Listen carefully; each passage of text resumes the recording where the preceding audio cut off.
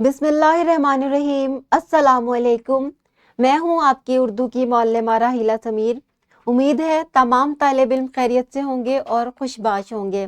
हम पढ़ रहे हैं उर्दू बराए जमात शशम और इसके जिस बाब का हमने आगाज़ किया हुआ है वो है बाब चहारम, जिसका उन्वान है अदबी गुलदस्ता। बाब चहारम का हम तीसरा सबक पढ़ रहे हैं, अबाबील। ये एक अफसाना है। और आज का हासिल ताल्लुम क्या है? आज का हासिल ताल्लुम पढ़ना से मुतल्लिक है, फ़हम के साथ नज़्म व नसर पढ़कर मुतल्लिका सवालात के जवाबात दे सकें। इससे पहले कि हम आपको ये सिखाएं कि किसी भी इबारत को पढ़कर उसमें से अगर कोई सवाल पूछे तो उसका जवाब आपने कैसे देना है, एक सरगर्मी कर लेते हैं। एक पैराग्राफ है जो मैं आपको पढ़कर सुनाऊंगी और कुछ सवालात पूछूंगी जिसके जवाबात आपने देने हैं। उसका नाम तो रहीम था, मगर इस जैसा जालिम भी शायद ही कोई हो। गांव भर इसके नाम से कांपता था, ना आदमी पर तरस खाए ना जानवर पर। एक दिन रामू लोहार के बच्चे ने इसके बैल की दुम में कांटे बांध दिए थे तो मारते मारते उसको अधमरा कर दिया। अगले दिन जेलदार की घोड़ी इसके खेत में घुस आई थी तो लाठी लेकर इतना मारा कि लहू लहान कर दिया। लोग कहते थे कि कमबख्त को खुदा का खौफ भी तो नहीं है। सवाल ये है कि रहीम कैसे मिजाज का था और रहीम ने घोड़ी को क्यों मारा। वीडियो को पॉज करें और ये सरगर्मी करें।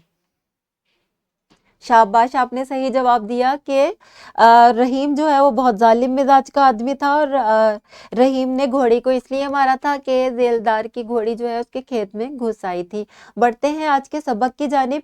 ये एक पैराग्राफ है जो मैं आपको पढ़कर सुनाऊंगी, उसके बाद मैं आपको इसमें से सवालात के जवाबात भी आखिज करना सिखाऊंगी। पैराग्राफ ये है, गांव भर ने इससे बात करना छोड़ दी मगर इस पर कोई असर नहीं हुआ। सुबह सवेरे वो हल कांधे पर धरे खेतों की तरफ जाता दिखाई देता था। रास्ते में किसी से ना बोलता, खेत में जाकर बैलों से आदमियों की तरह बातें करता दिखाई देता। उसने दोनों के नाम रखे हुए थे, एक को कहता था नत्थू और दूसरे को छद्दू। हल चलाते हुए बोलता जाता, क्यों बे नत्थू तू सीधा नहीं चलता, ये खेत आज तेरा बाप पूरा करेगा, और अबे छद्दू तेरी भी शामत आई है क्या। और फिर इन गरीबों की शामत आ ही जाती। सौत की रस्सी की मार दोनों बैलों की कमर पर जख्म पड़ गए थे। सवाल यह है, रहीम खेतों पर जाकर किससे बोलता था? आपने गौर से सुना है तो आपको पता चल गया होगा कि वो बैलों से आदमियों की तरह बातें करता था। बैलों के नाम क्या थे? एक का नाम था नत्थू और दूसरे का था छद्दू। इस तरह आप किसी भी इबारत को अच्छे तरीके से पढ़कर उसमें से सवालात के जवाबात ढूंढ सकते हैं। एक इनफरादी सरगर्मी कर लेते हैं। आप अपनी किताबें खोलें, सबक खोलें, अबाबील।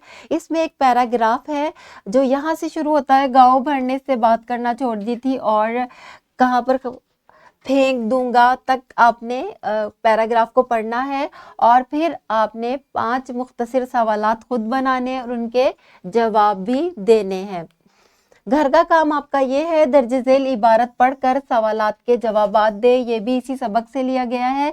शाम को घर आता तो, यहाँ से ये शुरू हो रहा है और टांगे चीर कर फेंक दूंगा यहाँ पर ख़त्म हो रहा है। इस पैराग्राफ को आपने अच्छे से पढ़ना है और आपने सवालात बनाने हैं और उनके जवाबात भी देने हैं।